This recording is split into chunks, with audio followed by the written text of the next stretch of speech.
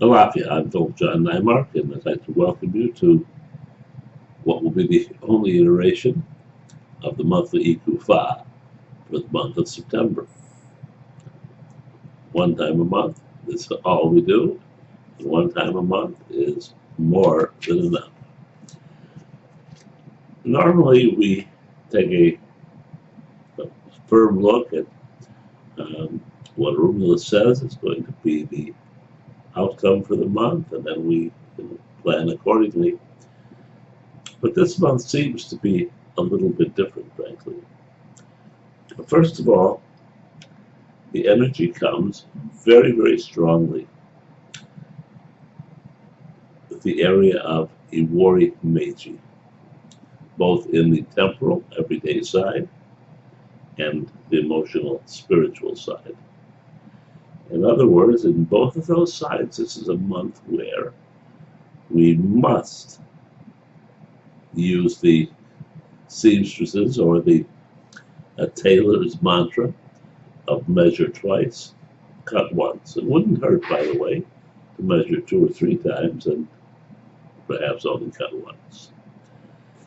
In other words, there are going to be, both on the temporal side and on the emotional, spiritual side, the kinds of opportunities that are going to tempt us.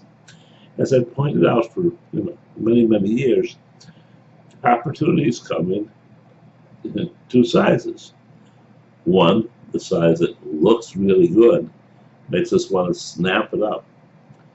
And 2, one that seems a little more, difficult to achieve, and maybe we should, relegate it, to the future.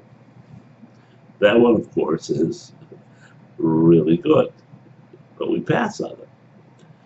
So this is a sign where Rumula is telling us we're going to be tempted. We're going to be, frothing at the bit, as it were, because these things are going to affect us, on a temporal fashion and on an emotional, spiritual fashion. Keep it in mind, it's what drives this Odu. Speaking of driving, after many, many months of not having to refresh a Rumula, now what Rumula wants is to be refreshed again. It wants the Omiero with the 10 or 12 ingredients that we recommend, and that's the kind of strength that's going to be important to us.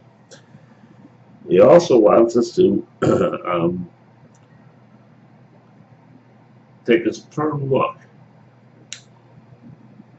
at our activities and how they relate to not allowing ourselves to be tired, not allowing ourselves to be, so put out or, at the end of the rope that we're going to grab at a solution.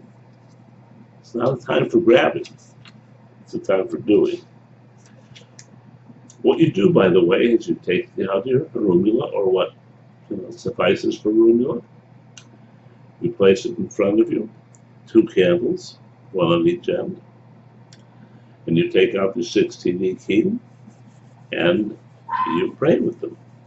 And you pray with them using the Odu of the month.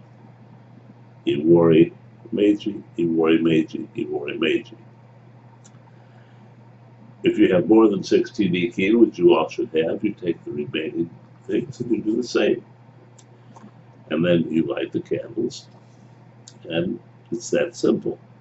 Except that's the time when, having done that, you enjoy a cigar. Whether you like it or not, you light a cigar and you partake in a conversation now with the Rumula that can perhaps explain, perhaps give you the inner confidence of knowing why this Odu should be listened to and why these kinds of instructions are very necessary. I don't know what kind of pressures are going to exist on us. I don't know how we want to, respond to them.